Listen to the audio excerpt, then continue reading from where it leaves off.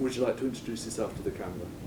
So, I'm Georgia. I'm a student at UCW and I do the film and media course. To the camera.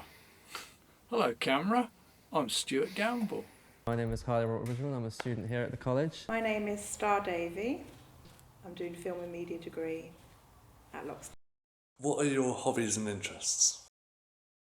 I suppose one of my hobbies is writing. I love to write screenplays and all of that. I like to play golf. My hobbies and interests. I like enjoy producing music, Right. writing songs and playing music. Yeah. I enjoy making little videos to go with the music. Right. And also I like to perform comedy, improv or stand-up comedy, which I've been doing for the last 8 years. It sounds really cliche, but film and documentaries and writing scripts. I like writing my own short stories, entering competitions online and playing with my kids. Oh, that's an interesting question. Well, I skate, like to skateboard. Doesn't mean I'm very good, but certainly something I like to enjoy. Obviously being part of a film university course, I'm pretty interested in film. That whole kind of like entertainment aspect of the media industry is sort of like my main focus. Films, TV, games, that kind of thing. How often do you use social media? I probably use it every day. Right. Twice a day after meals, Doctor. Every day, because unfortunately you can't live without it nowadays. Too often I use Snapchat for about 7 hours a day. Yeah, a lot. I use social media a lot. As often as I can, really. I use Instagram probably a few times an hour. Snapchat about the same. Just got Twitter, but not as much. You know, don't really use it as much. What do you think about social media? Is it positive, negative? I think it's a bit of both. It's like with any new innovation, it's got good and bad aspects to it, but it's only as good or bad as the people who use it. Nice answer. Thank you. That is an interesting question. I think social media can be positive under the right circumstances, but I think that it can also be pretty detrimental, specifically when it's targeted at people who are easily impressionable. I think that the messages that people convey through social media can be really used in a negative way. So I think it's a 50-50 split. You can argue both sides, whether positive or negative. So I grew up without the internet and without social media, mobile phones. I had a good childhood and a good circle of friends and did a lot of things, and I think the only downside to it now is it keeps people indoors more often. It's not teaching people social skills. People can be easily influenced by what they see online and not know how to interact outside of it. It's bits of both positive and negative. Positive because it lets you catch up with your friends, but negative because it can give some bad beauty standards and stuff. Have you experienced any examples of beauty standards yourself?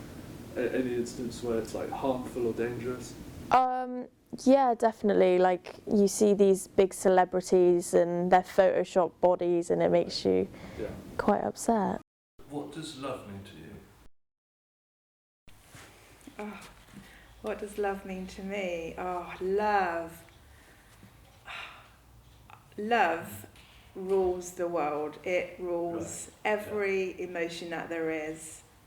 I think love is the most beautiful gift you can give somebody, and it's the most beautiful gift you can receive. Great answer. What does love mean to you? What does love mean to me? Wow, that's a big question. I think love can mean so many different things. Familial love for your family, love for friends, love for people. I think it's a difficult question to break down simply, because you can love in so many different ways. and to so many different things.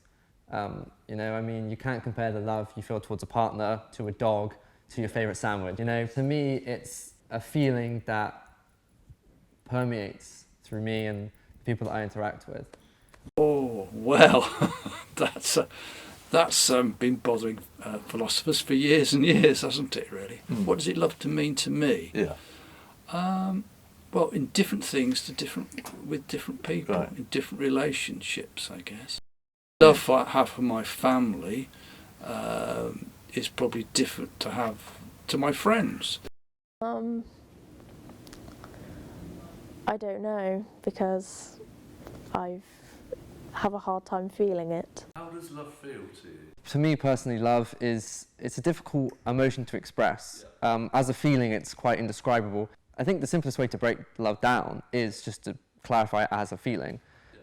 It's kind of something that you don't really, it's not explainable in the same way that I think every other feeling is. It's just something that you kind of, you know when it's there, when the right person comes along or the right thing. You can love in so many different ways. I think the early stages of love, if we're talking about attraction in terms of with a mate or looking for a mate, is different from how it is years after you've met the mate. It feels, I don't know. I wouldn't be able to say. I suppose I haven't felt it properly yet. It hurts. It can feel really, really scary to give all of your heart and your emotions and that special part of you to somebody and not know how they're going to treat you. But when you do find somebody great and that love is reciprocated, it's the best feeling in the world. What a really nice answer. What a really nice answer. Opinions on climate change? Well, it's getting really bad. It needs to be stopped and the government has to put an end to it. Every government in the world has to. I think as a lot of activists have been saying for years and years and years, something needs to be done now. Yeah. But the now keeps moving, doesn't it? Yeah. So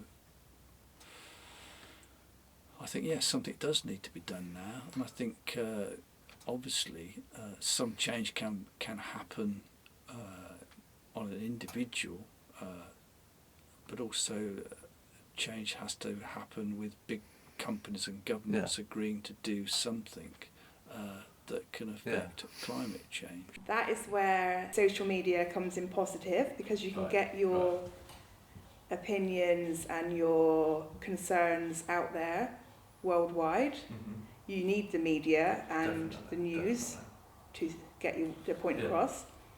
I am worried about climate change for my children and their children and their children, but I think if we all work together, we can help reduce it. Well, I think it's pretty evident that we're not doing enough. And that kind of goes, as much as I would love to help and do more, as of right now, I can say that I'm not doing a whole lot to help the climate change movement, which I don't feel so good about. I think it's something that we all as a species need, and that's not even like, it's not even a suggestion at this point. Kind of come together and act on this now. Well, we should have been acting on it decades ago, really. We're almost at the point of no return. But I think it's a very, very important issue on the global circle today, and it's something that we all need to be pulling together to try and solve, because if we don't, we're not going to have a home to live on anymore. How do you think we can reduce and resolve climate change? It isn't an easy answer, really. I think we have to cut down on our fishing after seeing Seaspiracy. I think that's a big problem. Anything else? I don't think so. As I was continuing what I've just said, really, it's like I think we can do things on an individual basis. Even simple matters like not buying as much packaged stuff, recycling stuff, and think before you buy anything. And also bother your local MP probably to make sure that local and district changes in terms of in terms of climate change can be adhered to? Well, as I say, it's a global issue. So I feel like it's not necessarily a topic that you can explain as easily as you would anything else. Cutting down on plastics, being more kind of eco-friendly, more environmentally friendly, just anything you can really do to kind of stop polluting. Maybe drive less and cycle more, or walk, that kind of thing. On a more kind of grand global level, I think it's more of a kind of company problem. You know, I feel like the majority of pollution is coming from large companies and factories and things like that. So put all your spends into making your products more environmentally friendly and less into mass producing them.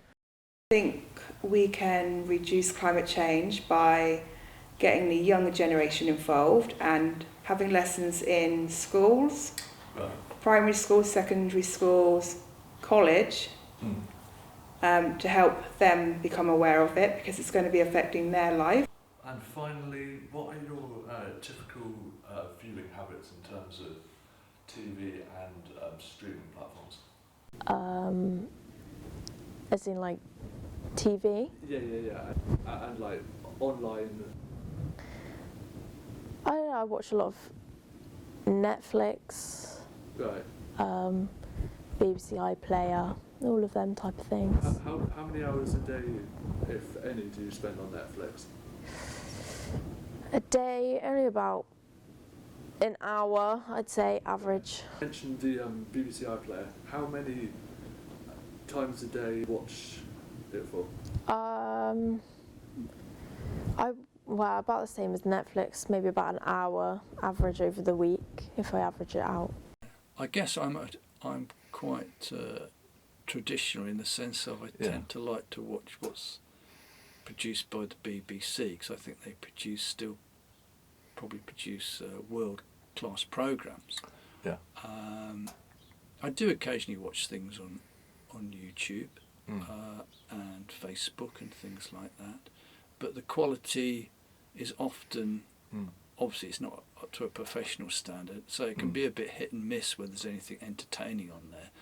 So I think probably that, and also watching films on Amazon Prime, which I inadvertently subscribed to. Right. Okay. And occasionally trips to the cinema. I tend to watch a lot of streaming services. I have basically all the big ones: Netflix, Disney Plus, the other one that I can't remember, BBC iPlayer as well. So they're kind of the giants. I feel like everybody has those now.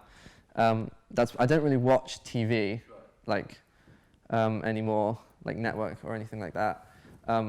It's mainly just Netflix, Disney Plus, and BBC iPlayer. Watch a bit of YouTube. I'm not super into the streaming game yet. Haven't got myself onto Twitch, but maybe we'll get there eventually. But yeah, that's kind of my consumption of media. Mainly comes from those three streaming services. I love watching crime documentaries. Cool.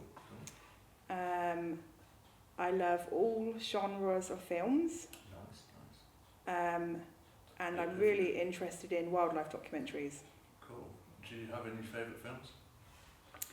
I like the old 80s films with Tom Hanks, Steve Martin, Nice. Goldie Hawn. George Spencer, thank you very much. That's okay. Stuart Gamble, thank you very much. Oh, thank you.